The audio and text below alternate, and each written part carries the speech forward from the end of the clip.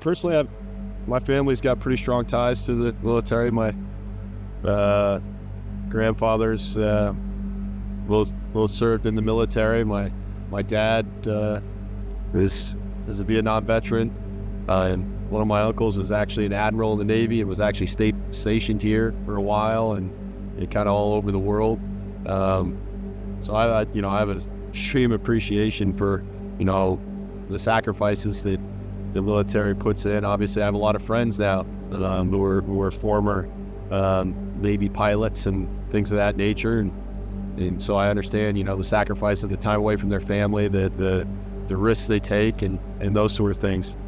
For our team, I think it's integral. I mean, if you look at a lot of our fans are they're military veterans. They're of that sort of nature, and maybe this isn't where they're from, or maybe this isn't where they went to school, but they've come to love the 757. They've come to love coming to games at Old Dominion, and so I think it's a huge part of who we are as a university. My first thought when I heard of the opportunity was, to be honest, I wasn't sure about it. I know that I love roller coasters and things like that, but I also know that I get motion sickness and things of that nature, and I didn't want to look like a complete idiot, so that was probably my number one thing. And then I kind of just realized that if something happens, that's just all part of it, and it's a once-in-a-lifetime opportunity.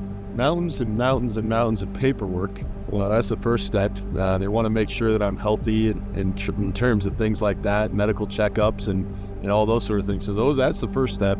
Then you go to a classroom where you're learning different things in terms of survival and how to fly and how to breathe when you're up there. Well, I was there with a bunch of ROTC from across the country, guys that had been doing things for a few weeks, and they'd had a bunch of different experiences, and that was just one of them. Very bluntly, I think they were ready to get home. and having just some old guy in there and not really understanding what was going on, I'm sure was a kind of a different experience for him.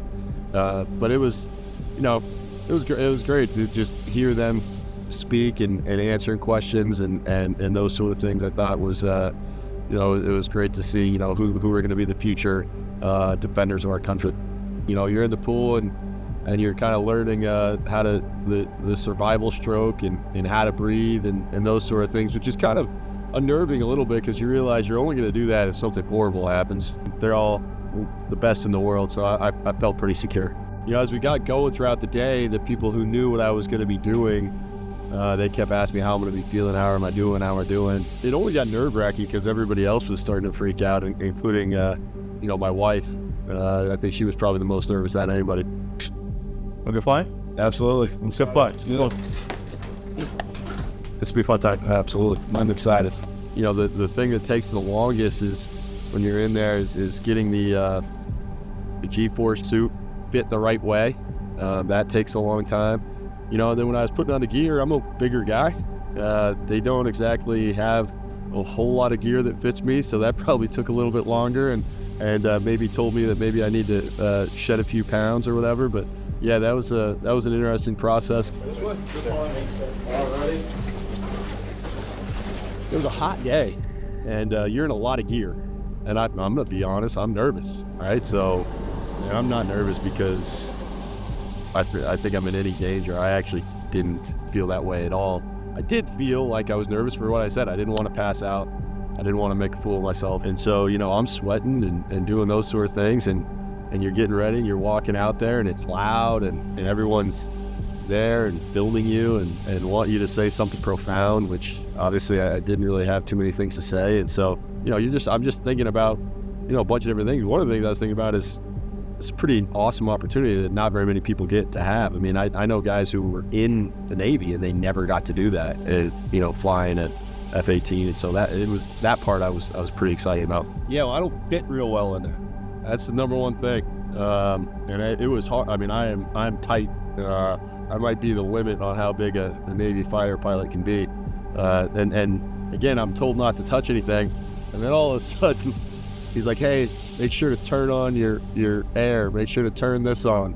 Make sure to touch this. Make sure to grab that. And I remember thinking to myself, man, I thought you told me not to touch anything. And it's hot in there. I mean, because you don't have the air going yet, and it comes down, and it's tight, and it's hot. The sun's beating down on you, and it is getting pretty steamy in there. You turn it on the air. I remember, as we start to pull out, go to, it's like, all right, put your mask on, and you'd think that'd be super simple, and it looks really simple in Top Gun and all those sort of things, but it's not. It's not as simple as you think it is, and that's where the air is coming from, and there's really, and then you have to turn the air on, and there's all sorts of different things. So it was kind of a different experience, making sure getting all that stuff ready to go.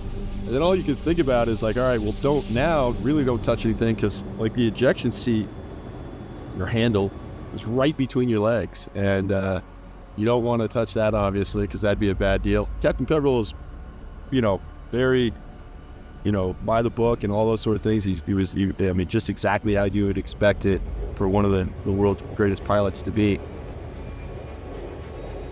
And then, man, we go to take off, and I could feel was his passion for flying. He was like a kid again, and to think about how many times he's flown, and how short this was going to be, and how it was just going to be about us going up for a very short amount of time. He was so excited to get up there and fly, and that was probably the moment that struck me the most about the amount of passion he has for his job, and I felt that was probably might have been the most special part of the entire thing. Takeoff was pretty normal. It was pretty powerful, but it was fairly normal. But what we did was we were able to do an unrestricted climb after a while. That's when you felt like you were in a jet for the first time. It was when that happened. Then the other thing is you do a thing called a G warm-up, and I don't know if anyone else has done that, but I think you go 3.5 or 4 Gs one way, and then you come back with 6 the other way. Well, that's not exactly a warm-up for the average human being. 6 is a lot. So that was another crazy moment. It's like, all right, now I am on a jet. This is happening. I tried to use the breathing as much as I could, and all that sort of stuff. But that was another pretty awesome deal. It's like when those two things happen right off the rip, you don't really feel it because you're the only one up there, so you're not really feeling how fast you are. When you felt it is when we went down close to the water. And, we were by one of the big tanker ships and everything. And first of all, we went down pretty fast. And that was when I had to take my mask off and kind of decompress there, because that did not do well for the old ears there.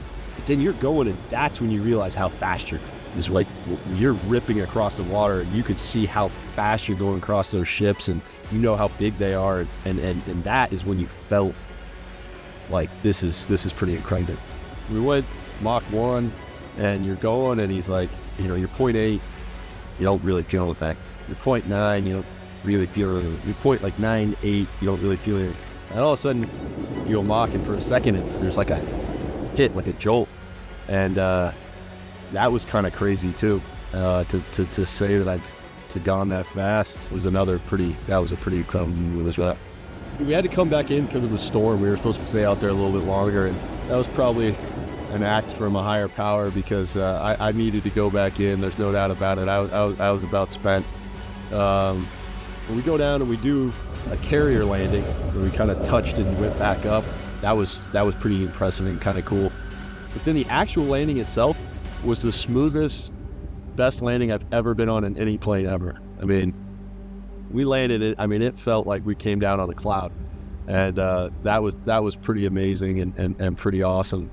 But then, like, when you're on the ground, a lot of the air goes off again, so it gets hot again. You get really hot, and it's at the end, and, I know when I got out of that thing, I was, I felt like I'd been through a pretty big workout, which made me feel ridiculous on many levels, because I didn't do anything. But no, it was pretty awesome, and I felt like we'd been out there for like 15 minutes, and my wife informed me that we'd been out there for like 45. So that was another thing that was kind of cool. So we did 6.5 Gs was where we topped out. A few loops. We got up to supersonic. We got down low at 1,000 feet. Went above 500 knots down low. and then went and saw the scenes.